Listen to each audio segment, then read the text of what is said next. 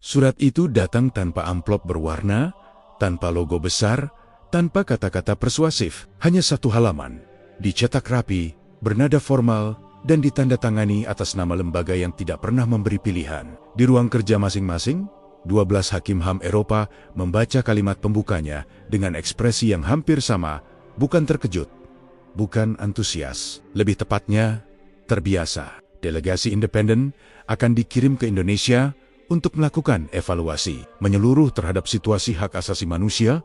Tidak ada kata kerjasama, tidak ada kata dialog, yang ada hanya satu arah, penilaian. Indonesia disebut sebagai wilayah studi, bukan mitra, bukan subjek yang setara, sebuah tempat yang akan diperiksa, dicocokkan, lalu disimpulkan. Ketua delegasi Markus Heinemann membaca surat itu sampai selesai tanpa mengubah ekspresi wajahnya. Ia sudah puluhan tahun duduk di bangku hakim internasional. Negara datang dan pergi, rezim berganti, laporan menumpuk, tetapi pola selalu sama. Negara berkembang, demokrasi muda, sistem belum matang. Indonesia langsung masuk ke kategori itu, bahkan sebelum satupun anggota delegasi membuka peta atau membaca sejarahnya. Di rapat persiapan, 2 hari kemudian, suasana berjalan efisien.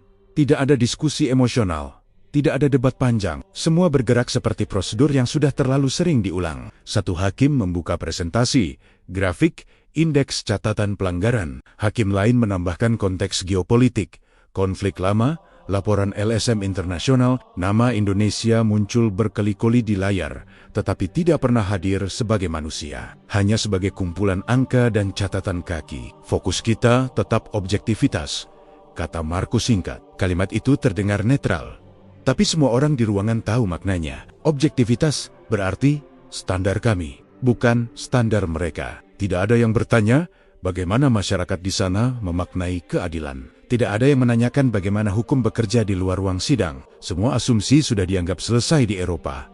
Salah satu hakim junior sempat mengangkat tangan. Ia baru beberapa tahun bergabung dan masih menyimpan kebiasaan bertanya, apakah kita akan melakukan observasi lapangan tanpa protokol? Ruangan hening sejenak. Markus menoleh, tatapannya datar, bukan marah, tapi cukup untuk memberi sinyal batas. Kita bukan wisatawan, jawabnya. Kita diundang untuk menilai. Tidak ada yang membantah. Dalam sistem ini, mandat lebih kuat daripada rasa ingin tahu. Dan rasa ingin tahu sering dianggap pengganggu objektivitas. Beberapa hari kemudian, koper dikemas, dokumen dicetak, jadwal disusun rapat. Indonesia dimasukkan ke dalam kalender, diapit oleh 2 negara lain yang sebelumnya sudah dievaluasi. Tidak ada rasa tegang, tidak ada ekspektasi besar. Bagi para hakim ini, semua negara pada akhirnya akan jatuh pada kesimpulan yang mirip. Yang berbeda hanya detailnya. Di bandara keberangkatan, Markus berdiri menghadap jendela besar, landasan basah oleh hujan musim gugur, pesawat ke Asia sudah siap. Ia tidak merasa sedang memulai sesuatu yang penting. Baginya, ini hanyalah satu misi lagi. Satu laporan lagi. Satu penilaian lagi. Ia tidak tahu dan tidak merasa perlu tahu bahwa kali ini yang akan diuji bukan hanya Indonesia, melainkan cara mereka sendiri melihat dunia. Dan semua itu dimulai dari satu surat yang, sejak awal, tidak pernah memberi pilihan selain datang dan menghakimi. Rapat persiapan berlangsung di ruangan tertutup, dengan dinding kaca buram. Tidak ada bendera, tidak ada simbol nasional. Tempat itu sengaja dirancang netral, seperti hukum yang mereka yakini tidak berpihak pada siapapun. 12 hakim duduk melingkar. Di tengga mereka tablet dan dokumen tersusun rapi. Tidak ada kopi yang dibiarkan dingin. Semuanya efisien. Keyakinan sudah terbentuk bahkan sebelum satu kata resmi diucapkan. Seorang hakim membuka sesi dengan memaparkan peta wilayah Indonesia. Titik-titik merah muncul di layar. Setiap titik diberi keterangan singkat, konflik lahan, kebebasan berekspresi, aparat keamanan, kebijakan darurat. Tidak ada satupun yang berbicara tentang masyarakatnya. Tidak ada tentang keseharian. Yang dibahas hanya kategori. Ini bukan kasus baru, kata hakim dari Eropa Barat itu. Pola negara berkembang, tekanan politik domestik tinggi, penegakan hukum tidak konsisten. Semua mengangguk pelan. Indonesia sudah mereka pahami sebelum dilihat. Markus mendengarkan tanpa menyela. Ia tahu rapat seperti ini bukan untuk menemukan kebenaran baru, melainkan untuk menyamakan persepsi lama. Semakin seragam keyakinan, semakin cepat laporan selesai. Hakim lain menambahkan konteks demokrasi, pemilu rutin, tapi institusinya rapuh. Itu selalu jadi kombinasi berbahaya. Kalimat itu dicatat sebagai kesimpulan awal, bukan hipotesis. Seorang hakim perempuan membuka laporan LSM Internasional. Ia membacakan kutipan dengan nada datar, seolah itu data cuaca. Masalah utama bukan pada hukum tertulis, tapi implementasi. Ujarnya, ada jarak antara aturan dan realitas. Tidak ada yang bertanya, realitas seperti apa yang dimaksud. Disinilah keyakinan bekerja paling halus. Mereka tidak merasa menghakimi. Mereka merasa sudah tahu. Indonesia, dalam benak mereka, bukan negara yang hidup. Ia adalah sistem yang belum selesai. Proyek demokrasi yang belum matang. Setiap hakim membawa pengalaman sendiri. Ada yang pernah ke Afrika. Ada yang pernah mengaudit negara pasca konflik. Semua pengalaman itu membentuk satu pola mental yang nyaman. Jika sebuah negara sering disebut berkembang, maka kekurangannya bisa diprediksi. Dan Indonesia, menurut dokumen mereka, masuk sempurna ke dalam pola itu. Seorang hakim junior kembali mencoba membuka ruang. Apakah kita punya waktu untuk diskusi terbuka dengan warga sipil di luar agenda resmi? Kali ini, jawabannya datang lebih cepat. Kita akan bicara dengan perwakilan yang relevan, kata Markus. Tidak semua suara bisa diverifikasi. Verifikasi menjadi kata kunci. Apapun yang tidak sesuai format, tidak masuk laporan. Di akhir rapat, ringkasan sikap delegasi disepakati, tidak tertulis, tetapi semua memahaminya. Mereka datang dengan kewaspadaan tinggi. Dengan jarak profesional, dengan posisi moral yang jelas, tidak ada yang merasa membawa prasangka. Padahal prasangka justru bekerja paling efektif ketika terasa rasional. Saat rapat ditutup, para hakim berdiri, mengemasi dokumen, dan melanjutkan hari mereka seperti biasa. Tidak ada beban emosional. Tidak ada rasa ingin tahu berlebih. Indonesia belum mereka lihat, tetapi sudah mereka nilai. Keyakinan itu memberi rasa aman. Ia membuat segalanya terasa terkendali. Tidak ada yang menyadari bahwa keyakinan yang terlalu rapi seringkali rapuh saat berhadapan dengan realitas yang tidak mau mengikuti pola. Dan semakin yakin seseorang sebelum berangkat, semakin besar guncangan ketika dunia menolak tunduk pada asumsi. Pesawat akan berangkat esok pagi. Mereka siap. Setidaknya, mereka mengira begitu. Markus Heinemann bukan orang yang suka bicara panjang. Ia tidak dikenal karena pidato, tetapi karena keputusan. Selama lebih dari 20 tahun, ia membangun reputasi sebagai hakim yang bersih. Tidak emosional, tidak mudah terpengaruh, tidak berisik di media. Ia percaya satu hal sejak awal kariernya. Hukum harus berdiri di atas budaya, di atas sejarah, dan di atas perasaan. Jika hukum mulai menyesuaikan diri dengan konteks, maka keadilan akan kehilangan bentuknya. Keyakinan itu membuat Markus cepat naik. Ia disukai oleh lembaga internasional karena stabil. Ia tidak membawa agenda pribadi. Ia jarang mempertanyakan mandat. Dalam setiap misi, posisinya jelas. Ia datang sebagai pengukur, bukan sebagai pendengar. Di mata Markus, banyak negara gagal bukan karena niat buruk, tetapi karena tidak disiplin pada standar universal. Dan standar itu, menurutnya, sudah disepakati dunia. Indonesia baginya hanyalah satu contoh lagi. Di rumahnya, malam sebelum keberangkatan, Markus menutup koper dengan rapi. Tidak banyak barang. Ia tidak pernah membawa sesuatu yang tidak perlu. Bahkan kebiasaan kecil seperti itu mencerminkan cara berpikirnya. Hal-hal berlebihan hanya mengganggu fokus. Ia menaruh dokumen utama di tas jinjing. Laporan awal, ringkasan mandat, jadwal pertemuan, semua sudah dihafalnya. Tetapi tetap dibawa. Kontrol datang dari kesiapan. Istrinya sempat bertanya, "Berapa lama kali ini?" 7 hari, jawab Markus singkat. Mungkin 8. Tidak ada percakapan lanjutan. Misi seperti ini sudah menjadi rutinitas. Mereka berdua tahu, tugas Markus bukan sesuatu yang perlu dibicarakan di meja makan. Bagi Markus, jarak emosional adalah bagian dari profesionalisme. Dalam penerbangan ke Asia, Markus membaca ulang laporan-laporan lama.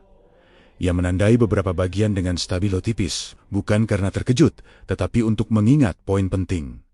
Pelanggaran kebebasan berekspresi, respons aparat, ketimpangan penegakan hukum.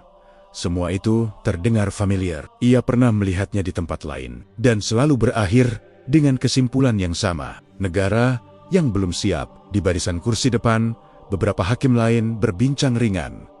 Markus memilih diam. Ia tidak merasa perlu membangun kedekatan personal. Baginya, hubungan profesional sudah cukup.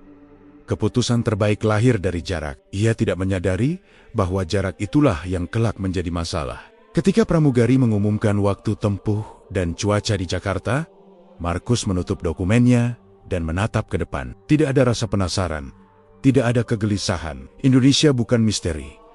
Ia sudah tahu apa yang akan ia lihat, atau setidaknya ia merasa tahu. Markus tidak datang dengan niat jahat. Ia tidak datang untuk merendahkan. Ia datang dengan sesuatu yang menurutnya jauh lebih berbahaya. Keyakinan penuh bahwa ia netral. Dan disitulah letak kerentanannya. Karena orang yang merasa netral seringkali tidak menyadari bahwa sudut pandangnya sendiri sudah menjadi posisi. Saat pesawat mulai menurunkan ketinggian, lampu kabin diredupkan. Markus menutup mata sebentar. Ia membayangkan sidang-sidang yang akan berlangsung. Pertanyaan yang akan diajukan, kesimpulan yang akan ditulis, semua terasa terkendali. Ia tidak tahu bahwa perjalanan ini tidak akan mengujinya sebagai hakim, melainkan sebagai manusia. Dan keyakinan yang selama ini membuatnya dihormati, justru akan menjadi yang pertama goyah.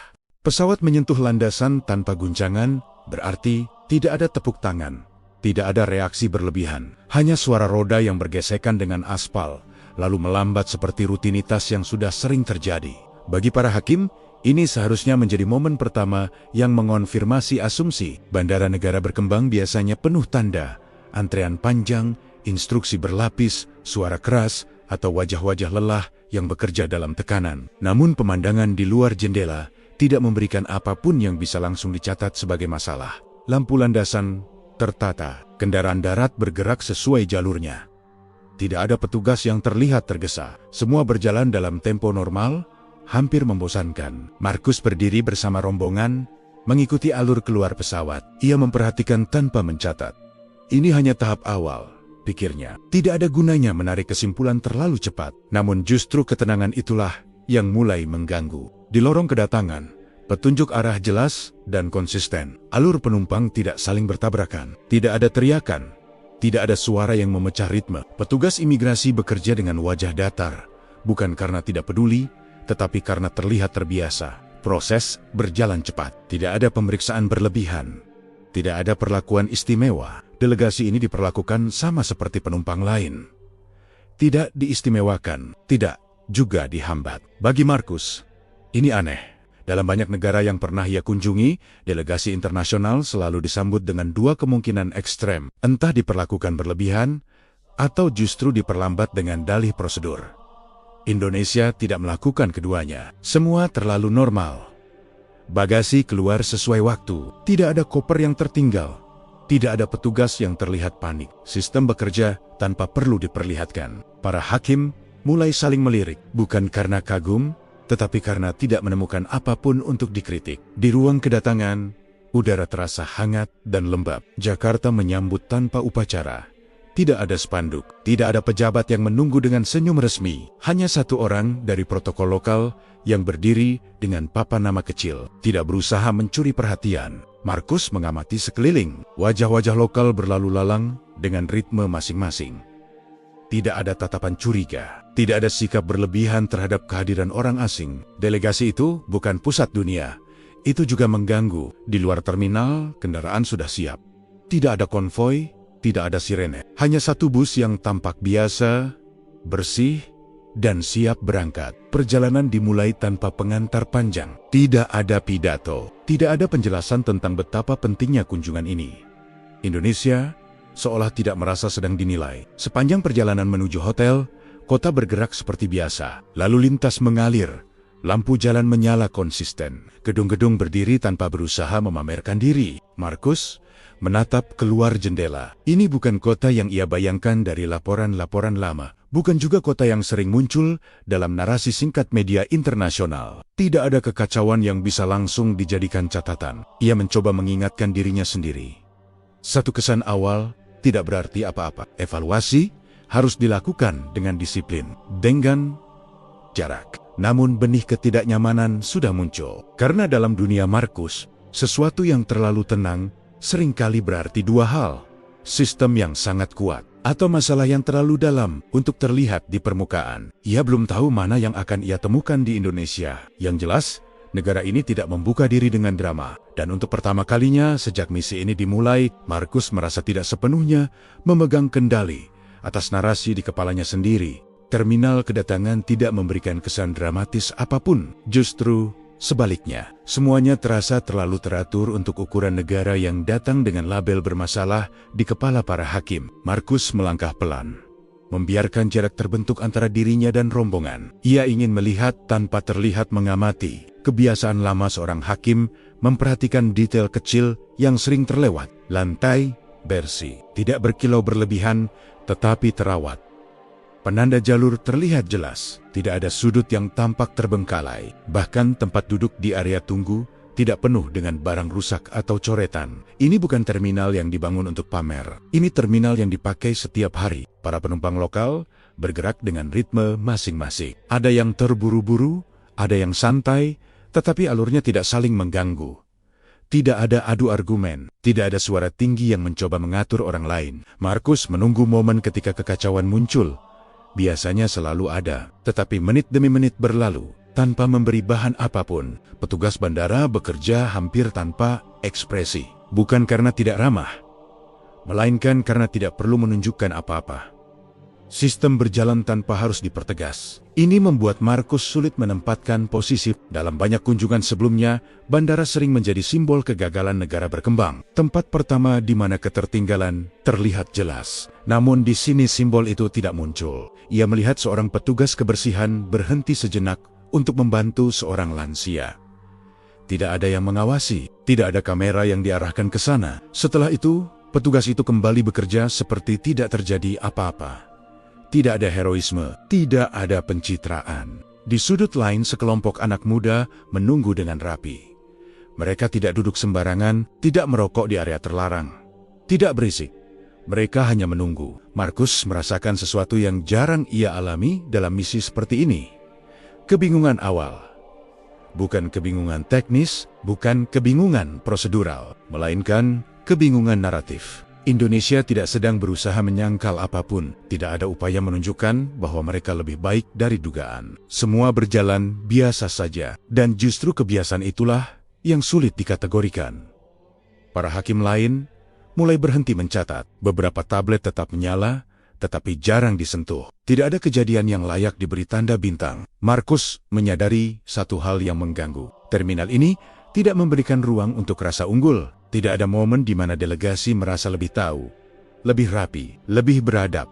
Semua berjalan di level yang setara. Ia mencoba mengingat kembali catatan rapat di Brussels tentang negara berkembang, tentang jarak antara aturan dan implementasi, tentang sistem yang rapuh. Semua itu terasa tidak relevan di ruang ini. Bukan karena Indonesia sempurna, tetapi karena realitas tidak berisik seperti asumsi. Saat mereka akhirnya bergerak menuju pintu keluar, Markus berhenti sejenak dan menoleh ke belakang, bukan untuk mencari kesalahan, tetapi untuk memastikan apa yang ia lihat nyata.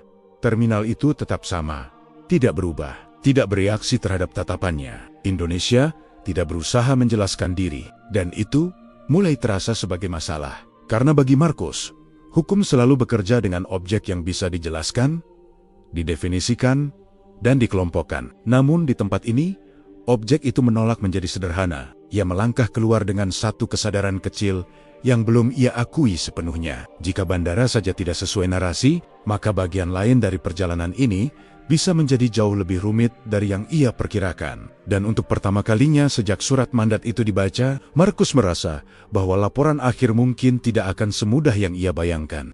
Hotel tempat delegasi menginap tidak berada di kawasan mewah. Tidak ada gerbang besar, tidak ada lobi berlapis marmer. Tidak ada bunga segar yang disusun berlebihan. Bangunannya sederhana, fungsional, dan terlihat dirawat dengan baik. Markus langsung mencatat satu hal penting. Tempat ini tidak berusaha menyenangkan tamu penting. Bus berhenti tepat di depan pintu masuk. Tidak ada penyambutan formal.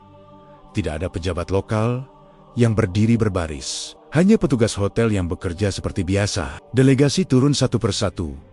Koper ditangani cepat, tanpa hiruk-pikuk. Proses check-in berjalan efisien. Tidak ada kesan tergesa, tetapi juga tidak bertele-tele. Markus memperhatikan ekspresi staf hotel. Mereka sopan, tetapi tidak tunduk. Senyum secukupnya. Bahasa tubuh tenang. Tidak ada rasa rendah diri yang sering ia temui di tempat lain ketika tamu asing datang membawa nama besar. Ini bukan keramahan yang meminta penilaian. Ini keramahan yang berdiri sejajar. Di meja resepsionis, dokumen diperiksa dengan cepat. Nama-nama delegasi dikenali, tetapi tidak diperlakukan berbeda. Tidak ada peningkatan protokol mendadak. Tidak ada perubahan sikap. Markus merasa jarak sosial yang aneh. Bukan jarak dingin, bukan jarak defensif, melainkan jarak yang stabil. Para hakim bergerak menuju lift. Tidak ada petugas yang mengiringi sampai ke kamar. Tidak ada penjelasan panjang tentang fasilitas.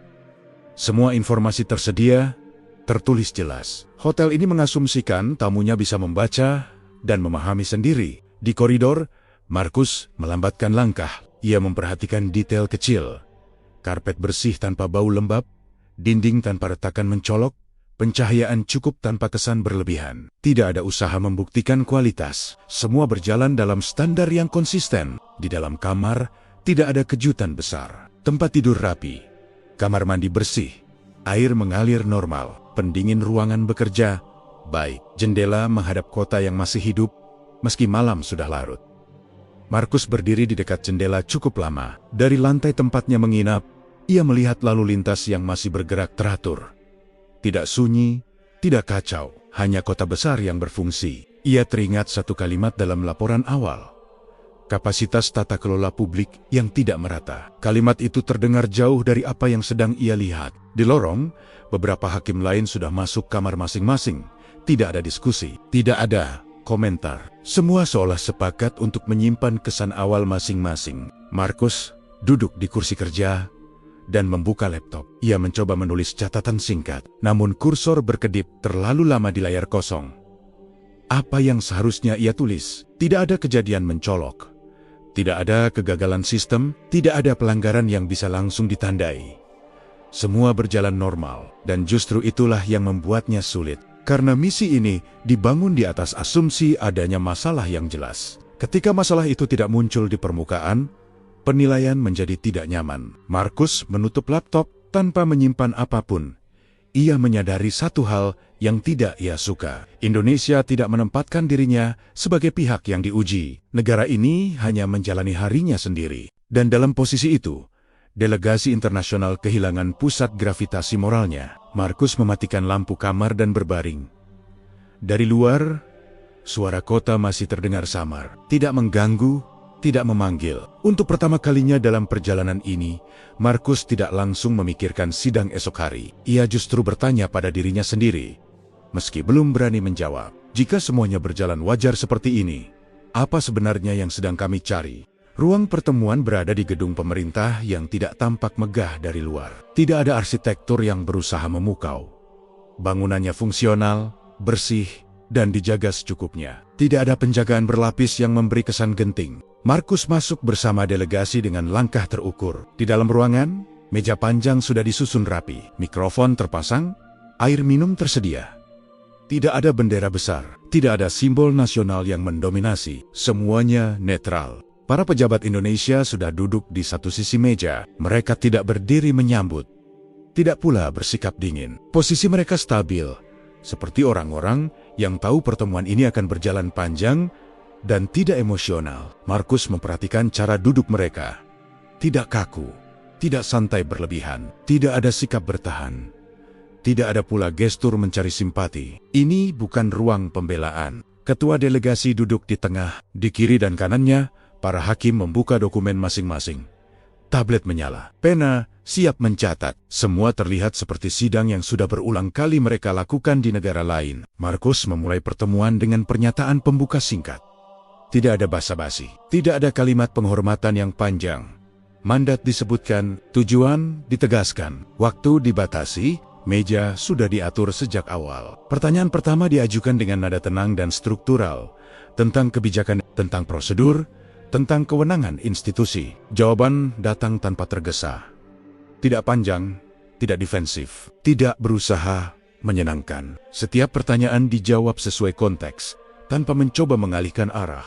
Markus mulai mencatat, namun yang ia catat bukan isi jawaban, melainkan cara jawaban itu disampaikan. Tidak ada usaha mengurangi. Tidak ada usaha memperindah, hanya penjelasan. Dalam banyak misi sebelumnya, pejabat lokal seringkali berbicara terlalu panjang, terlalu berusaha menjelaskan latar belakang, terlalu ingin dimengerti. Di ruangan ini, itu tidak terjadi. Indonesia tidak mencoba memposisikan diri sebagai korban, dan juga tidak memposisikan diri sebagai teladan. Beberapa hakim mulai mengganti pertanyaan dengan versi yang lebih tajam, lebih spesifik, lebih menekan. Biasanya, di titik ini, ekspresi lawan bicara akan berubah. Namun yang terjadi tetap sama. Wajah-wajah di seberang meja tidak menegang, tidak juga melunak. Mereka mendengar, lalu menjawab. Jika tidak tahu, mereka mengatakan tidak tahu. Jika data belum tersedia, mereka mengatakan akan dicek. Tidak ada janji kosong. Markus merasakan posisi yang aneh. Ia terbiasa memegang kendali ruang sidang. Dengan ritme pertanyaan, ia bisa mengarahkan arah pembicaraan. Namun hari itu, kendali terasa terbagi. Bukan karena Indonesia melawan, melainkan karena mereka tidak bermain dalam permainan psikologis yang sama. Waktu berjalan tanpa terasa. Tidak ada ketegangan yang memuncak. Tidak ada momen dramatis. Namun, justru itu yang membuat sidang ini berbeda. Tidak ada celah emosional yang bisa dimanfaatkan. Ketika sesi pertama ditutup, Markus menatap sejenak ke arah meja. Semua catatan terlihat rapi, tetapi terasa kosong. Tidak ada temuan besar. Tidak ada kegagalan sistem yang bisa langsung disimpulkan. Sidang ini terlalu tenang untuk dijadikan bukti apapun. Para pejabat Indonesia berdiri dan meninggalkan ruangan tanpa gestur berlebihan. Tidak ada permintaan tambahan. Tidak ada kalimat penutup yang berusaha membangun kesan. Mereka pergi seperti orang-orang yang sudah melakukan apa yang perlu dilakukan. Markus tetap duduk sejenak setelah ruangan hampir kosong. Ia menyadari sesuatu yang tidak ia sukai. Untuk pertama kalinya, ia merasa bahwa meja sidang tidak sepenuhnya milik delegasi. Indonesia tidak mengambil alih, namun juga tidak menyerahkan. Dan di ruang yang seharusnya penuh kuasa itu, Markus mulai merasakan retakan kecil dalam keyakinannya sendiri. Sesi lanjutan dimulai tanpa perubahan susunan meja. Tidak ada reposisi kursi. Tidak ada upaya mengatur ulang dinamika. Semua kembali ke tempat masing-masing. Seolah pertemuan sebelumnya hanyalah kelanjutan rutinitas. Namun, bagi Markus, ada sesuatu yang bergeser. Pertanyaan kali ini lebih langsung. Tidak lagi berputar pada struktur, tetapi masuk ke keputusan konkret. Kasus-kasus spesifik, tindakan aparat, kebijakan yang dipertanyakan komunitas internasional. Biasanya, di titik ini, pertemuan akan berubah arah. Nada suara naik, bahasa tubuh mengeras. Pihak yang dinilai mulai menunjukkan tanda-tanda tertekan. Itu tidak terjadi. Jawaban-jawaban dari pihak Indonesia tetap berada di level yang sama. Tenang, terbatas, tidak melebar, tidak mencari simpati. Tidak pula berusaha membuktikan moralitas. Setiap jawaban terasa seperti garis lurus yang ditarik dari satu titik ke titik lain. Tidak ada belokan untuk menyenangkan pendengar. Markus memperhatikan satu hal yang mengganggu. Tidak ada satupun jawaban yang terdengar seperti pembelaan diri. Indonesia tidak berkata, kami sudah berusaha. Tidak berkata kondisinya sulit. Tidak berkata situasinya kompleks. Mereka hanya menjelaskan apa yang dilakukan, apa yang tidak dilakukan, dan apa yang belum selesai. Bagi Markus, ini tidak lazim. Dalam banyak misi sebelumnya, kata konteks sering digunakan sebagai perisai. Di ruangan ini, konteks hadir tanpa dijadikan alasan. Ketika ditanya tentang kritik internasional, jawaban datang singkat, tidak menolak, tidak membenarkan, hanya mengakui keberadaannya. Ketika ditanya tentang tekanan publik, tidak ada nada keluhan. Tekanan disebut sebagai bagian dari proses, bukan ancaman. Markus mulai menyadari bahwa ia tidak sedang berhadapan dengan pihak yang ingin lolos dari penilaian. Ia berhadapan dengan pihak yang tidak merasa perlu membuktikan kelayakan di hadapan siapapun. Ini bukan sikap menantang, ini sikap tidak mencari pengakuan. Catatan Markus semakin sedikit, bukan karena jawaban tidak penting, tetapi karena tidak ada celah untuk disederhanakan. Setiap kalimat terasa utuh di tempatnya. Beberapa hakim lain mulai bertukar pandang, bukan karena sepakat, tetapi karena sulit menemukan arah tekanan berikutnya. Biasanya, tekanan datang dari emosi, dari rasa bersalah, dari upaya pembenaran. Semua itu tidak tersedia di ruangan ini. Indonesia tidak menunduk, namun juga tidak berdiri mengancam. Mereka duduk sejajar. Markus merasakan sesuatu yang jarang ia rasakan dalam sidang internasional.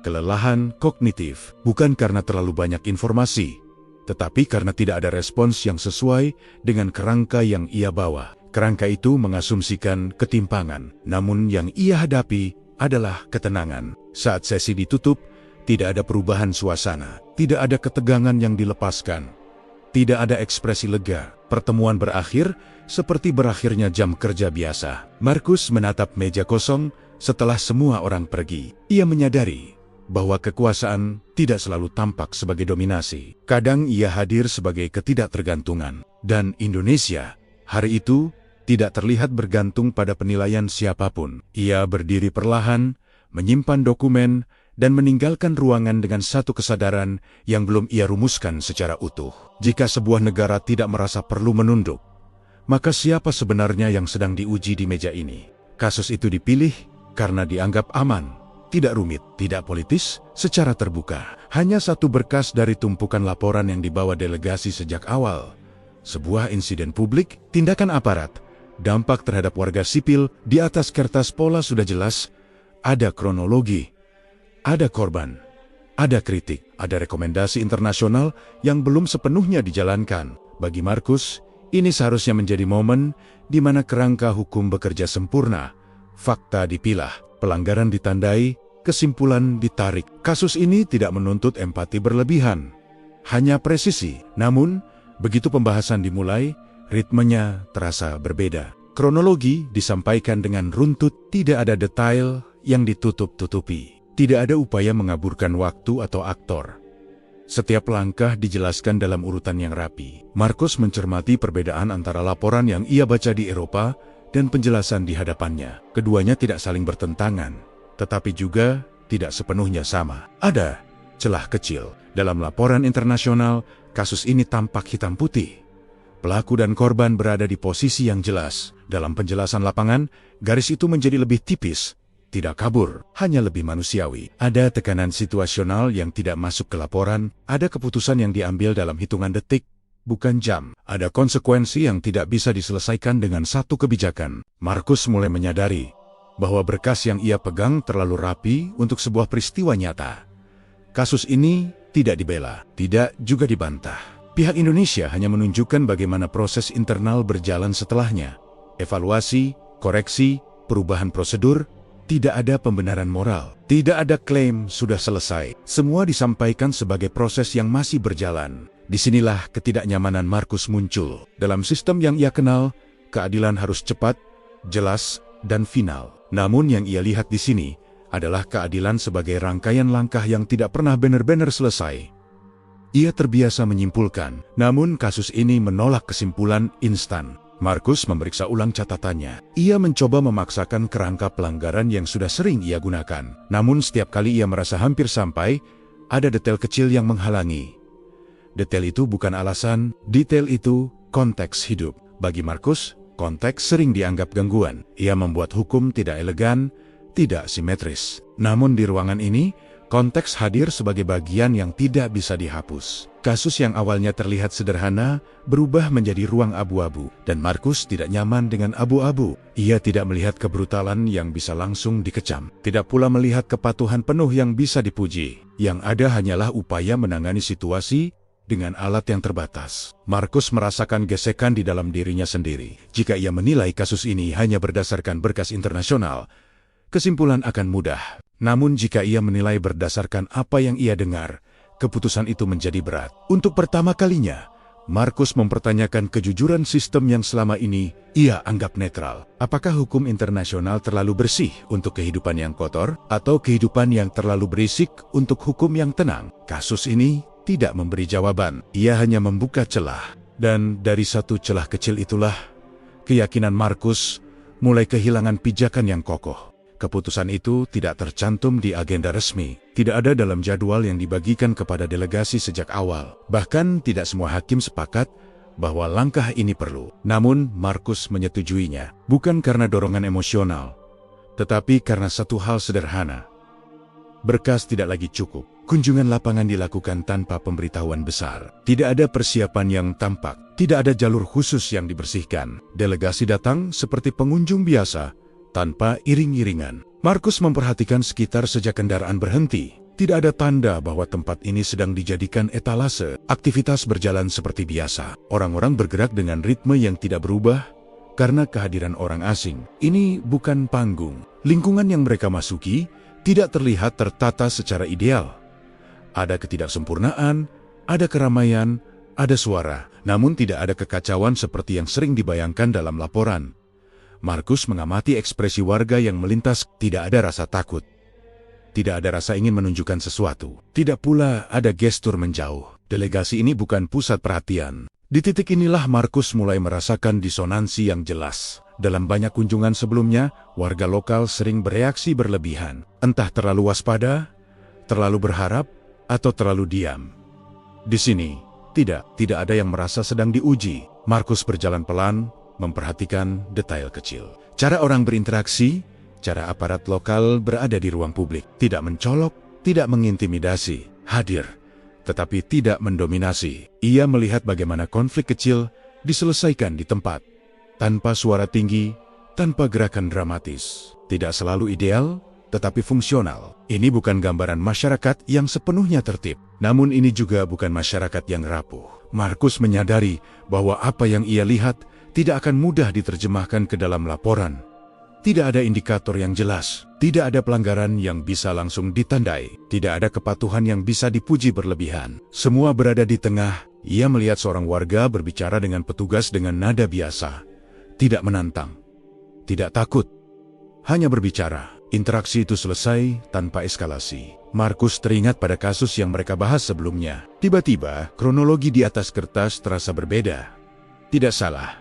Hanya terpotong. Lapangan menunjukkan fragmen yang tidak pernah masuk ke laporan internasional. Di satu titik Markus berhenti sejenak. Ia menatap sekitar. Tidak ada yang berubah. Orang-orang tetap melanjutkan aktivitas mereka. Kunjungan ini tidak mengubah apapun di tempat ini. Dan itu justru mengubah banyak hal di dalam dirinya. Karena selama ini, Markus terbiasa menganggap kehadiran delegasi internasional sebagai momen penting. Sebagai tekanan moral, sebagai alat perubahan. Di tempat ini perubahan tidak menunggu delegasi. Markus kembali ke kendaraan dengan langkah yang lebih berat. Bukan karena lelah fisik, tetapi karena beban kognitif. Ia mulai memahami bahwa hukum yang ia bawa mungkin terlalu jauh dari tanah tempat ia berdiri. Bukan berarti salah, namun jelas tidak lengkap. Kunjungan lapangan ini tidak memberikan kesimpulan. Ia justru memperbesar pertanyaan. Dan bagi Markus, pertanyaan yang tidak bisa dijawab jauh lebih mengganggu daripada pelanggaran yang jelas. Pertemuan itu berlangsung di ruang sederhana. Tidak ada spanduk. Tidak ada kursi berlapis kain. Meja kayu diletakkan apa adanya. Dengan botol air minum dan beberapa kursi plastik yang disusun rapi. Tidak ada pengantar panjang. Markus duduk agak ke belakang, membiarkan hakim lain berada di garis depan.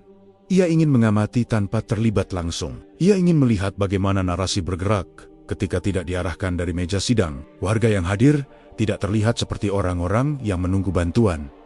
Tidak ada ekspresi memohon. Tidak pula ada gestur ingin menarik simpati. Mereka datang karena diminta, bukan karena berharap. Markus memperhatikan cara mereka duduk. Tidak menunduk, tidak pula menatap tajam. Mereka berada di posisi yang netral. Seperti orang yang terbiasa berbicara tentang hidupnya sendiri, tanpa perlu membela apapun. Cerita-cerita mulai disampaikan satu persatu.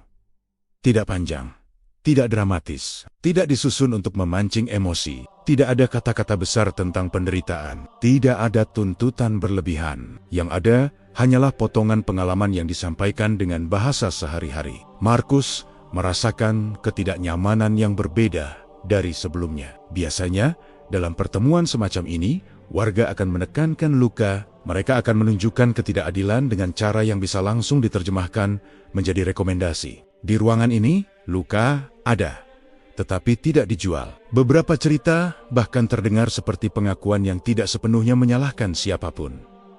Ada kekecewaan, tetapi juga pemahaman. Ada marah, tetapi juga penerimaan terhadap realitas yang tidak ideal. Markus mulai menyadari bahwa konsep korban yang ia bawa terlalu sempit. Orang-orang di hadapannya tidak menunggu diselamatkan, mereka menunggu didengarkan. Dan perbedaan itu besar. Salah satu warga menceritakan kejadian yang seharusnya menjadi inti laporan pelanggaran. Namun cara ia menyampaikannya tidak sesuai dengan ekspektasi Markus. Tidak ada nada dendam, tidak ada kalimat yang memposisikan aparat sebagai musuh absolut. Cerita itu disampaikan sebagai bagian dari hidup, bukan sebagai tuntutan keadilan global. Markus merasa posisi moralnya goyah jika korban sendiri tidak mengadopsi bahasa pelanggaran seperti yang digunakan di laporan internasional. Lalu bahasa siapa yang sebenarnya mewakili mereka? Selama ini Markus percaya bahwa hukum internasional memberi suara pada mereka yang tidak terdengar. Namun di ruangan ini, suara sudah ada. Hanya saja, suaranya tidak sesuai dengan format yang ia kenal. Ia mulai menyadari ironi yang menyakitkan. Sistem yang dirancang untuk melindungi korban seringkali menuntut korban berbicara dengan bahasa yang bukan milik mereka. Pertemuan berakhir tanpa kesimpulan.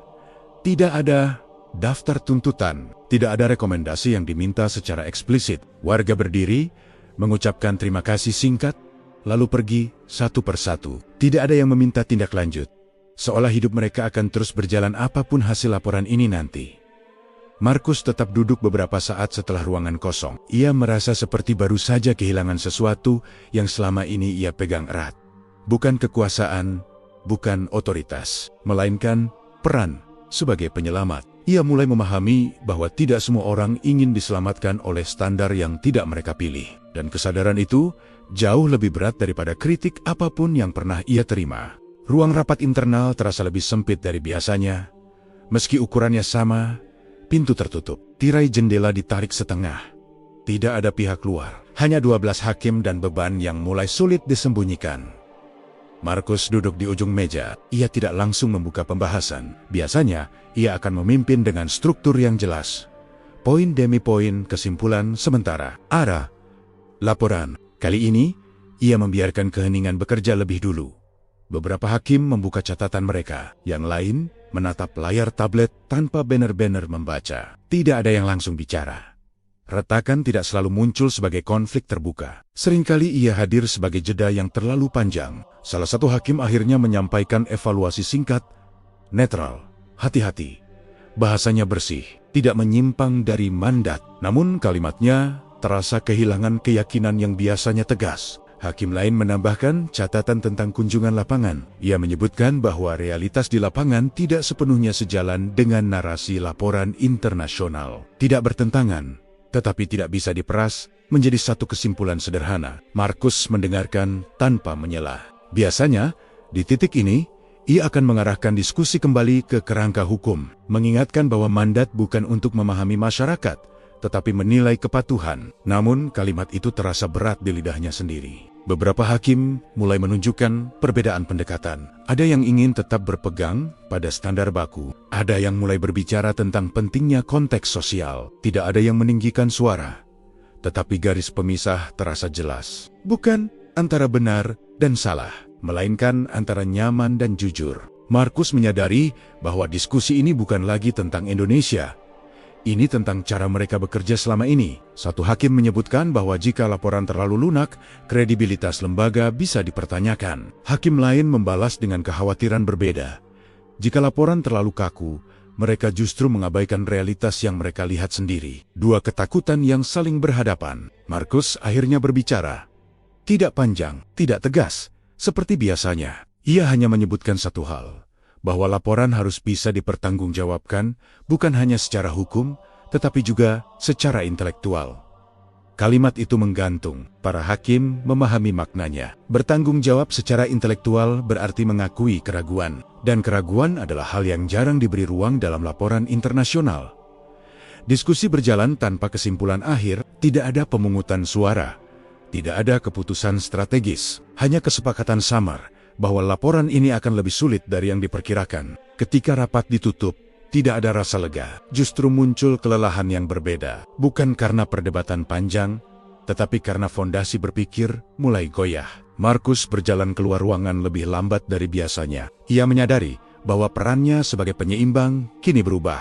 Ia bukan lagi orang yang menutup perdebatan. Ia justru menjadi bagian dari keraguan itu sendiri. Di koridor, langkah para hakim terdengar terpisah. Tidak lagi bergerak sebagai satu tubuh yang solid. Masing-masing membawa pertanyaan yang belum berani diucapkan penuh. Markus berhenti sejenak. Ia memahami satu hal yang tidak ia rencanakan sejak awal misi ini.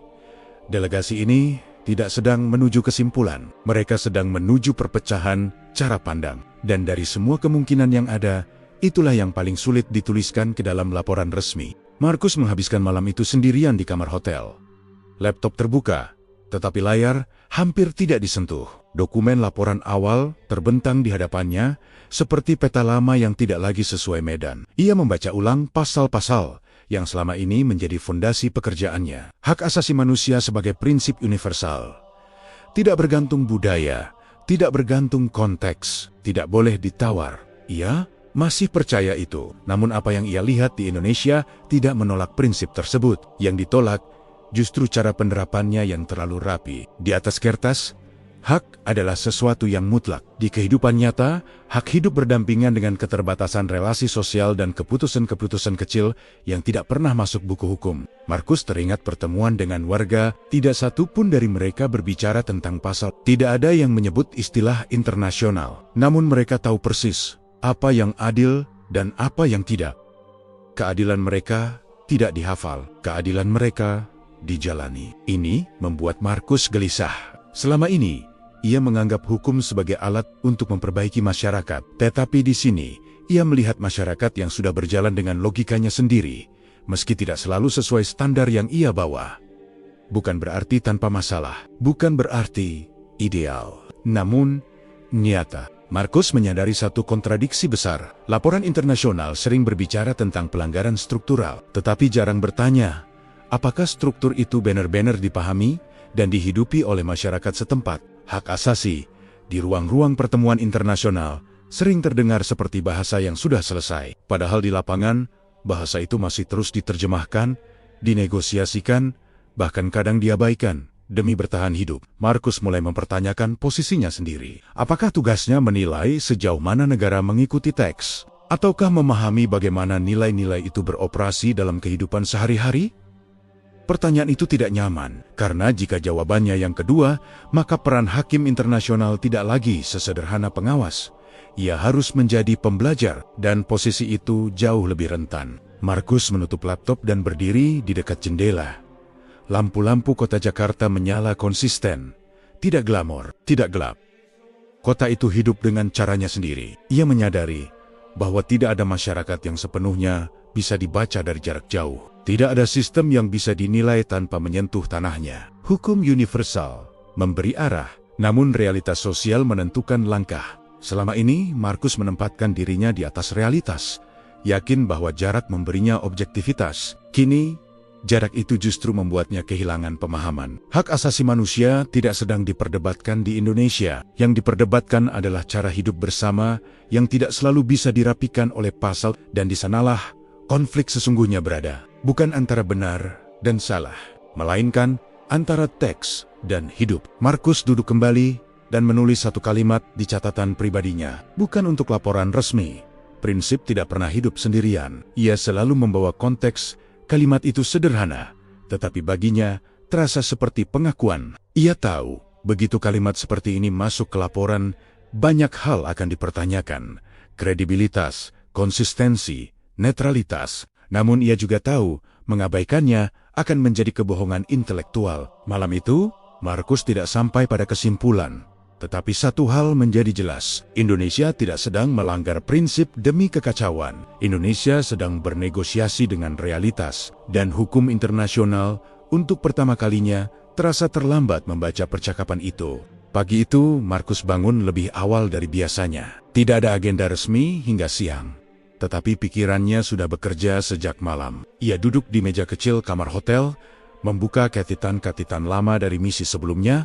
Nama negara berbeda, tahun berbeda, situasi politik berbeda, namun pola di laporan-laporan itu terasa sama. Bahasa yang digunakan bersih, kalimatnya tegas, kesimpulannya rapi, semua terlihat objektif. Namun Markus mulai melihat sesuatu yang mengganggu. Hukum dalam laporan-laporan itu selalu berdiri di jarak aman. Ia tidak pernah benar-benar turun ke tanah. Ia mengamati dari ketinggian, mengukur dari kejauhan, lalu pergi. Markus menyadari bahwa selama ini ia tidak pernah mempertanyakan posisi itu. Jarak dianggap sebagai keunggulan, semakin jauh dari konteks, semakin netral penilaian. Namun Indonesia membalik asumsi itu.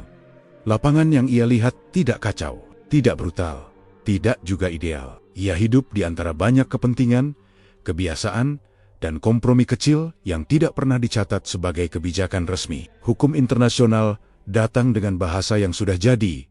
Lapangan berbicara dengan bahasa yang masih bergerak. Markus teringat bagaimana keputusan diambil di tingkat lokal. Tidak selalu sempurna, kadang terburu-buru, kadang terlalu hati-hati. Namun keputusan-keputusan itu diambil oleh orang-orang yang harus menghadapi konsekuensinya langsung. Berbeda dengan dirinya, Markus menilai, menulis, lalu pulang. Ia tidak pernah tinggal cukup lama untuk melihat dampak dari rekomendasinya. Kesadaran itu menusuk. Ia mulai memahami bahwa hukum internasional sering bersifat episodik. Datang sebentar, memberi label, lalu pergi. Sementara kehidupan sosial tidak pernah berhenti hanya karena sebuah laporan selesai ditulis. Hukum tidak tinggal. Masyarakat yang menanggung. Markus menutup satu berkas lama dan menyadari sesuatu yang sulit ia terima. Banyak kesimpulan yang ia buat di masa lalu mungkin benar secara tekstual, tetapi miskin pemahaman lapangan. Bukan karena ia jahat, bukan karena sistem rusak, melainkan karena desainnya memang begitu. Markus tidak menolak hukum universal. Ia tetap percaya pada prinsip-prinsip dasarnya. Namun kini ia melihat kelemahannya dengan lebih jelas. Hukum ingin konsistensi, lapangan hidup dari adaptasi. Ketika keduanya dipertemukan tanpa kerendahan hati, yang terjadi bukan keadilan, melainkan kesalahpahaman yang berulang. Markus keluar kamar dan berjalan menyusuri lorong hotel. Ia melihat staf bekerja seperti biasa, tanpa drama, tanpa pengawasan berlebihan. Semua berjalan karena kebiasaan, bukan karena laporan.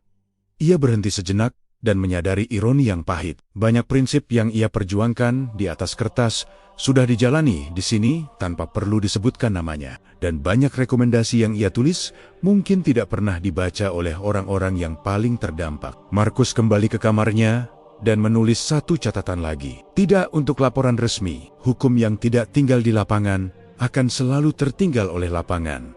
Kalimat itu membuatnya terdiam lama. Ia tahu, jika pemahaman ini dibawa ke ruang sidang internasional, akan ada resistensi.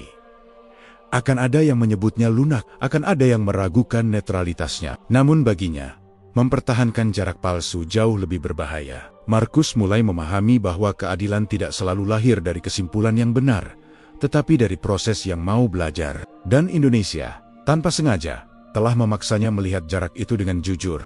Pertanyaan itu tidak muncul di ruang sidang, tidak juga di kunjungan lapangan. Ia muncul di sela-sela kelelahan. Ketika semua catatan sudah dibaca ulang dan tidak lagi memberi kepastian, Markus menyadari bahwa buku-buku hukum yang selama ini ia hafal tidak pernah mempersiapkannya untuk situasi seperti ini. Ia selalu diajari untuk mencari pelanggaran, bukan makna. Untuk menilai tindakan, bukan konsekuensi sosialnya. Untuk mengukur kepatuhan, bukan kepercayaan publik. Namun, Indonesia menghadirkan satu pertanyaan sederhana yang tidak pernah muncul di kurikulum manapun. Apa yang terjadi jika hukum benar, tetapi melukai keseimbangan sosial? Markus mengingat kembali satu momen kecil di lapangan. Bukan kejadian besar, hanya interaksi singkat antara warga dan aparat. Tidak sempurna, tetapi selesai tanpa eskalasi. Jika interaksi itu dipotong secara tekstual, mungkin akan terlihat sebagai pelanggaran prosedur. Namun jika dilihat dari hasil akhirnya, ketertiban tetap terjaga dan tidak ada pihak yang merasa dipermalukan. Disinilah Markus merasa kehilangan pegangan. Hukum internasional selalu mengasumsikan bahwa keadilan adalah sesuatu yang harus terlihat bersih. Setiap penyimpangan dari prosedur dianggap risiko. Namun kehidupan nyata seringkali bergerak di ruang abu-abu untuk mencegah konflik yang lebih besar. Markus bertanya pada dirinya sendiri, tanpa berharap jawaban cepat. Apakah hukum ada untuk menertibkan masyarakat? Ataukah masyarakat yang memberi makna pada hukum? Pertanyaan itu tidak pernah menjadi bagian dari evaluasi formal. Tidak ada indikatornya, tidak ada skor. Namun di Indonesia, pertanyaan itu hidup di setiap interaksi kecil. Markus mulai melihat bahwa banyak keputusan di lapangan tidak diambil untuk mematuhi hukum secara tekstual, tetapi untuk menjaga hubungan sosial agar tidak retak. Ini bukan pembenaran, ini realitas. Jika hukum diterapkan secara kaku tanpa mempertimbangkan relasi sosial, hasilnya bisa lebih buruk daripada masalah awal. Markus menyadari bahwa buku-buku hukum yang ia baca ditulis untuk dunia yang relatif stabil, dunia yang bisa diasumsikan homogen, dunia yang tidak terlalu dipengaruhi oleh dinamika lokal. Indonesia tidak masuk kategori itu. Ia adalah masyarakat yang kompleks, padat, berlapis, dan terus bergerak. Hukum di sini bukan sekadar aturan, tetapi alat negosiasi sosial. Dan tidak semua negosiasi bisa ditulis sebagai pasal. Markus merasa seperti pembelajar pemula lagi. Semua kepastian yang ia miliki mulai tampak seperti penyederhanaan berlebihan. Bukan berarti salah, namun jauh dari lengkap. Pertanyaan yang tidak ada di buku itu terus berputar di kepalanya. Bagaimana menilai keadilan tanpa menghancurkan keseimbangan yang sudah ada? Bagaimana menegakkan prinsip tanpa menjadi asing bagi manusia yang hidup di bawahnya? Markus tahu pertanyaan-pertanyaan ini tidak akan mendapatkan jawaban final. Namun ia juga tahu mengabaikannya akan menjadi kegagalan intelektual. Ia menutup catatan dan menyadari bahwa misi ini telah bergeser jauh dari mandat awalnya. Ini bukan lagi tentang menilai Indonesia. Ini tentang menguji batas pemahamannya sendiri. Dan semakin ia mencoba menemukan pegangan di buku, semakin jelas bahwa jawaban sesungguhnya tidak pernah ditulis di sana. Sidang terakhir dijadwalkan sebagai penutup formal, tidak lebih dari 2 jam. Tujuannya jelas, merangkum, mengonfirmasi, lalu bergerak menuju laporan akhir. Namun sejak Markus memasuki ruangan, ia tahu keseimbangan telah berubah. Meja masih sama, kursi tidak berpindah, susunan delegasi tidak berbeda. Tetapi posisi psikologis di ruangan itu tidak lagi simetris seperti hari pertama. Para hakim duduk dengan catatan yang lebih tebal, tetapi keyakinan yang lebih tipis. Pihak Indonesia kembali hadir tanpa perubahan sikap. Tidak ada upaya menutup kesan, tidak ada gestur ekstra. Mereka datang seperti biasa, seolah pertemuan ini bukan klimaks apapun. Markus membuka sidang dengan kalimat pembuka yang lebih singkat dari biasanya. Ia tidak merinci mandat, tidak menegaskan posisi delegasi. Ia langsung masuk ke substansi. Pertanyaan-pertanyaan yang diajukan terdengar lebih hati-hati, tidak lagi menusuk, tidak lagi dirancang untuk memancing kontradiksi. Lebih mirip upaya memastikan bahwa apa yang mereka lihat bukan ilusi. Jawaban tetap konsisten seperti sebelumnya, tenang, terbatas, tidak mencoba mengarahkan kesimpulan. Namun kali ini, dampaknya berbeda. Markus menyadari bahwa kendali tidak lagi berada di sisi delegasi. Bukan karena Indonesia mengambil alih, melainkan karena para hakim kehilangan pijakan tunggal untuk menilai. Tidak ada momen konfrontasi, tidak ada argumen tajam. Justru itulah yang membuat sidang ini terasa tidak seimbang. Biasanya, sidang penutup menjadi ajang penegasan kuasa. Delegasi menyampaikan temuan sementara, memberi sinyal arah laporan, dan menutup dengan posisi moral yang jelas. Hari itu, tidak ada penegasan semacam itu. Markus mendapati dirinya lebih banyak mendengar daripada menyimpulkan. Setiap kali ia merasa hampir sampai pada kalimat penutup yang tegas, bayangan lapangan kembali muncul di kepalanya.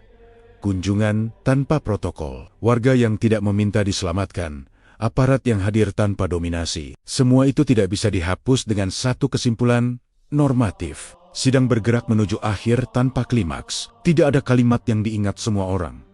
Tidak ada ekspresi lega. Ketika sesi ditutup, pihak Indonesia berdiri dan meninggalkan ruangan dengan sikap yang sama seperti mereka masuk. Tidak ada harapan yang digantungkan.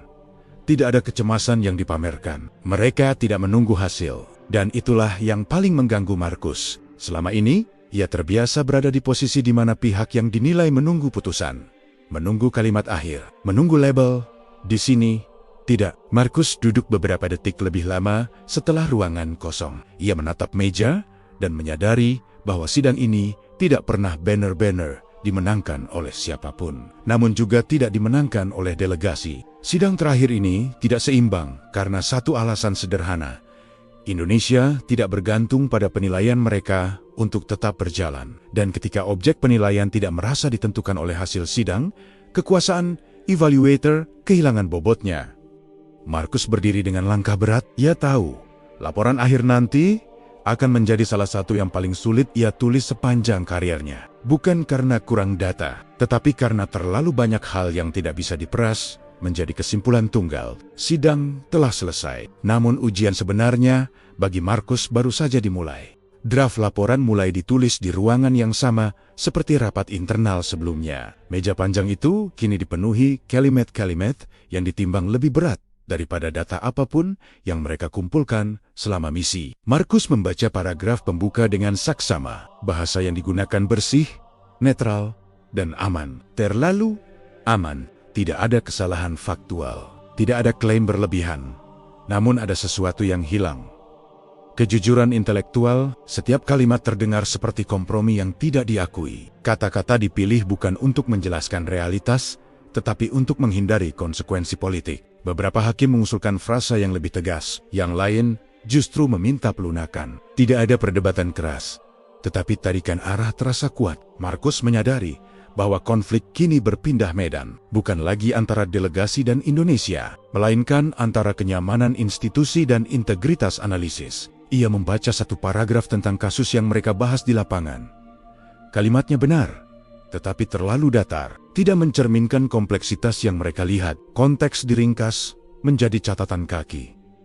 Markus menandai bagian itu, bukan untuk diperkeras, tetapi untuk diperdalam. Beberapa hakim terlihat ragu. Mereka paham maksud Markus, tetapi juga memahami risiko. Laporan internasional tidak hidup di ruang akademik. Ia beredar di ruang politik. Setiap kata bisa ditarik ke arah yang tidak diinginkan. Namun bagi Markus, menghilangkan konteks sama berbahayanya dengan melebih-lebihkan pelanggaran. Kata evaluasi diperdebatkan. Kata temuan ditimbang ulang. Bahkan kata kekhawatiran terasa terlalu kuat bagi sebagian pihak. Markus melihat ironi yang pahit. Delegasi ini datang untuk menilai kejujuran sistem lain, tetapi kini terjebak dalam ketakutan atas kejujuran mereka sendiri. Draft demi draft dibaca ulang. Setiap revisi membuat laporan semakin rapi, tetapi semakin jauh dari pengalaman lapangan. Markus akhirnya menyadari sesuatu yang penting. Laporan ini tidak akan pernah mampu memuat seluruh kenyataan. Tetapi ia masih bisa memilih satu hal. Tidak berbohong. Bukan dengan kata-kata besar, melainkan dengan mengakui keterbatasan. Ia menambahkan satu kalimat sederhana di bagian metodologi. Kalimat yang jarang muncul dalam laporan semacam ini, bahwa temuan ini harus dibaca dengan kesadaran akan kompleksitas sosial yang tidak sepenuhnya tertangkap oleh kerangka evaluasi formal. Kalimat itu tidak menyalahkan siapapun, namun juga tidak memberi rasa aman palsu. Beberapa hakim membaca kalimat itu 2 kali. Tidak ada yang langsung menolak, tidak ada pula yang langsung menyetujui dengan antusias. Keheningan kembali bekerja. Markus tahu kalimat itu tidak akan menjadi judul berita, tidak akan viral, tidak akan dikutip banyak pihak. Namun bagi dirinya, itu adalah garis batas. Disitulah ia berdiri. Laporan ini mungkin akan mengecewakan banyak orang. Tidak cukup keras bagi yang ingin mengecam. Tidak cukup lunak bagi yang ingin membela. Namun Markus menerima satu kenyataan pahit. Laporan yang jujur jarang memuaskan semua pihak. Ketika rapat ditutup, draft laporan masih belum final. Namun satu hal sudah jelas. Apapun bentuk akhirnya, laporan ini tidak akan lagi menjadi dokumen yang ia tulis dengan tangan ringan. Karena di balik setiap kata, kini ada wajah, ruang, dan pengalaman yang tidak bisa dihapus begitu saja. Dan bagi Markus, itu cukup untuk memastikan satu hal. Ia tidak akan menulis laporan ini seperti laporan sebelumnya. Pengakuan itu tidak diucapkan di ruang rapat, tidak ditulis dalam draft laporan, tidak pula dibagikan kepada lembaga manapun. Ia muncul di ruang yang paling jarang diperhitungkan dalam sistem hukum internasional. Percakapan pribadi dengan diri sendiri. Markus duduk di balkon kecil kamar hotel, menatap kota yang masih bergerak meski malam hampir habis. Tidak ada musik, tidak ada notifikasi, hanya suara kota yang berjalan tanpa perlu diketahui siapapun. Ia memikirkan satu hal yang selama ini ia hindari, bahwa misi ini telah mengubah cara ia melihat pekerjaannya sendiri. Bukan secara dramatis, tidak dalam satu momen besar, melainkan perlahan, seperti keyakinan yang terkikis tanpa suara. Markus menyadari bahwa ia datang ke Indonesia dengan posisi moral yang terlalu utuh. Ia merasa berdiri di atas fondasi yang tidak perlu dipertanyakan. Prinsip sudah jelas, kerangka sudah mapan, tugas tinggal dijalankan. Namun yang ia temukan bukan perlawanan terhadap prinsip. Yang ia temukan adalah realitas yang tidak mau diringkas. Indonesia tidak membantah hukum. Indonesia juga tidak memohon pengertian. Ia hanya hidup dengan caranya sendiri. Markus mengingat kembali wajah-wajah warga yang ia temui. Tidak ada yang meminta laporan internasional mengubah hidup mereka. Tidak ada yang menunggu putusan moral dari Eropa. Hidup mereka berjalan sebelum delegasi datang dan akan tetap berjalan setelah delegasi pergi. Kesadaran itu membuat Markus merasa kecil dengan cara yang sehat. Ia tidak merasa direndahkan, ia merasa diingatkan bahwa hukum internasional bukan pusat dunia. Ia hanya salah satu alat di antara banyak mekanisme sosial yang bekerja bersamaan. Markus mengakui pada dirinya sendiri bahwa selama ini ia terlalu percaya pada jarak. Ia menganggap empati sebagai potensi bias, bukan sebagai alat pemahaman. Ia memilih ketenangan teks daripada kebisingan lapangan. Dan disitulah ia keliru. Bukan karena empati lebih benar dari hukum, tetapi karena hukum tanpa empati kehilangan konteks hidupnya. Pengakuan ini tidak akan pernah masuk laporan. Terlalu personal, terlalu jujur, terlalu berisiko untuk dibaca sebagai sikap resmi. Namun Markus tidak lagi merasa perlu mengesahkan pengakuan ini di hadapan siapapun. Cukup. Ia tahu bahwa laporan akhir nanti akan dibaca banyak orang dengan kepentingan berbeda, akan ditafsirkan, dipelintir, dipuji, dan dikritik.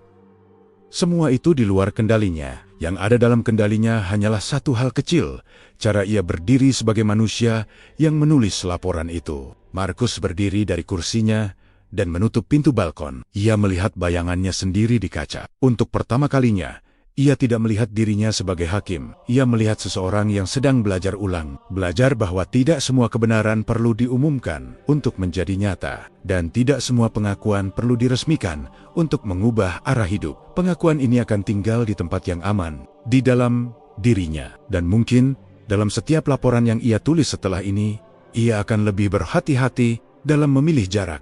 Kepulangan delegasi berlangsung tanpa seremoni. Tidak ada konferensi pers. Tidak ada pernyataan akhir yang dibacakan di hadapan kamera. Semua berjalan seperti keberangkatan mereka. Rapi, efisien, dan sunyi. Bandara kembali menjadi tempat transisi. Bukan simbol apapun. Markus berdiri di barisan keamanan dengan tas jinjing yang sama seperti saat datang. Tidak ada tambahan berkas penting. Tidak ada dokumen rahasia yang dijaga berlapis. Semua laporan masih dalam proses, masih berupa draft yang belum menemukan bentuk akhir. Para hakim lain berdiri terpisah. Tidak ada obrolan ringan. Tidak ada lelucon penutup. Setiap orang tenggelam dalam pikirannya sendiri. Misi ini tidak memberi rasa lega. Biasanya, setelah evaluasi internasional selesai, ada satu perasaan yang muncul. Tuntas, entah karena kesimpulan telah ditarik, atau karena tanggung jawab telah dialihkan ke lembaga berikutnya. Kali ini, perasaan itu tidak datang. Markus memperhatikan sekeliling. Terminal tetap berjalan seperti hari pertama mereka tiba. Penumpang datang dan pergi. Petugas bekerja seperti biasa. Tidak ada tanda bahwa delegasi ini pernah berada di sini. Indonesia tidak berubah karena mereka. Kesadaran itu kini tidak lagi mengganggu. Ia diterima sebagai fakta. Delegasi ini bukan pusat perubahan. Mereka hanya pengamat sementara. Saat pesawat mulai boarding, Markus menoleh sebentar ke arah jendela besar yang menghadap landasan. Cuaca cerah, tidak ada drama perpisahan.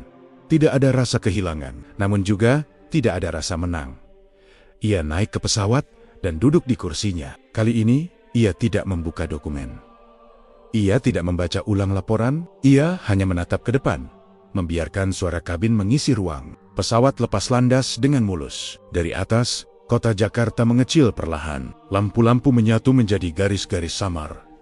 Tidak ada perasaan sentimental. Tidak ada narasi besar yang perlu dibawa pulang. Hanya kesadaran bahwa dunia tidak berhenti menunggu evaluasi siapapun. Markus menutup matanya sebentar. Ia tidak memikirkan bagaimana laporan ini akan diterima. Ia tidak membayangkan reaksi media atau lembaga internasional. Pikirannya tertuju pada satu hal sederhana, bahwa kepulangan ini berbeda dari sebelumnya. Bukan karena apa yang ia lihat di Indonesia, tetapi karena apa yang ia tinggalkan di sana. Keyakinan lama yang terlalu utuh. Pesawat melaju stabil. Tidak ada turbulensi, tidak ada pengumuman darurat. Segalanya berjalan normal, seperti Indonesia yang ia tinggalkan. Dan justru dalam kenormalan itulah, Markus memahami satu hal penting. Perubahan paling besar tidak selalu disertai tepuk tangan. Seringkali, ia terjadi dalam diam. Laporan itu akhirnya selesai ditulis beberapa minggu setelah Markus kembali ke Eropa. Tidak ada kejutan di dalamnya. Tidak ada vonis keras. Tidak ada pujian berlebihan. Dokumen itu diterima, dibaca, dikomentari, lalu masuk ke arsip seperti ratusan laporan lain sebelumnya. Sebagian pihak menyebutnya terlalu lunak, sebagian lain menganggapnya tidak cukup tajam. Namun bagi Markus, reaksi-reaksi itu tidak lagi menjadi pusat perhatian. Ia tahu, apapun bentuk laporan tersebut, ada satu hal yang tidak pernah benar-benar masuk ke dalamnya. Sesuatu yang tidak bisa diformalkan, tidak bisa dijadikan rekomendasi, dan tidak bisa disederhanakan menjadi paragraf penutup. Indonesia tidak pernah meminta penilaian. Itulah inti yang terus berulang dalam pikirannya. Selama misi berlangsung, tidak ada satu momen pun di mana negara itu berusaha mengatur citra di hadapan delegasi. Tidak ada narasi besar yang dipaksakan. Tidak ada drama yang dirancang. Tidak ada tuntutan agar dunia memahami mereka dengan cara tertentu. Indonesia hanya menjalani hidupnya sendiri, dan justru disitulah cermin itu bekerja. Markus menyadari bahwa selama bertahun-tahun, ia dan banyak lembaga internasional datang ke berbagai negara dengan satu posisi yang tidak pernah benar-benar diuji. Posisi sebagai pengukur moral. Mereka menganggap diri mereka pusat standar, titik acuan, penjaga prinsip. Namun di Indonesia, peran itu tidak disambut, tidak ditolak, dan tidak dipedulikan secara berlebihan. Ia hanya dibiarkan berdiri sendiri. Dan ketika tidak ada yang bereaksi terhadap posisi moral kita, barulah pertanyaan yang sebenarnya muncul. Apakah posisi itu memang sekuat yang kita kira? Markus tidak pulang dengan kesimpulan bahwa Indonesia sempurna. Ia tidak pernah berpikir seperti itu. Masalah tetap ada. Ketegangan tetap nyata. Proses keadilan tetap belum selesai. Namun, ia pulang dengan pemahaman yang jauh lebih mengganggu, bahwa dunia tidak bisa dibagi dengan rapi antara yang siap dan yang belum siap, bahwa keadilan tidak selalu hadir dalam bentuk yang nyaman bagi pengamat luar, dan bahwa hukum, sekuat apapun prinsipnya, selalu datang belakangan setelah manusia hidup. Indonesia tidak mengubah dunia, ia juga tidak berusaha. Namun, ia memaksa Markus mengubah cara melihat, bukan lewat perlawanan, bukan lewat pembelaan, melainkan lewat ketidaktergantungannya pada pengakuan. Beberapa bulan setelah misi itu, Markus duduk di ruang sidang internasional untuk kasus lain, negara lain, benua lain, isu lain. Semua tampak berjalan seperti biasa. Namun, ada satu perbedaan kecil yang tidak terlihat oleh siapapun. Markus lebih banyak diam. Bukan karena ragu, tetapi karena sadar bahwa tidak semua hal perlu langsung disimpulkan. Cermin yang ia bawa dari Indonesia tidak bisa ia tinggalkan di bandara. Ia ikut pulang, ia menetap, dan setiap kali Markus membaca laporan baru, setiap kali ia menilai negara lain, cermin itu akan muncul kembali, tanpa diminta. Bukan untuk menyalahkan, bukan untuk membela, hanya untuk bertanya pelan. Apakah kita sedang menilai dunia, atau hanya sedang memastikan keyakinan kita sendiri tetap utuh? Pertanyaan itu tidak pernah tercantum dalam laporan resmi manapun. Namun sejak Indonesia, Markus tahu, itulah satu-satunya pertanyaan yang benar-benar penting.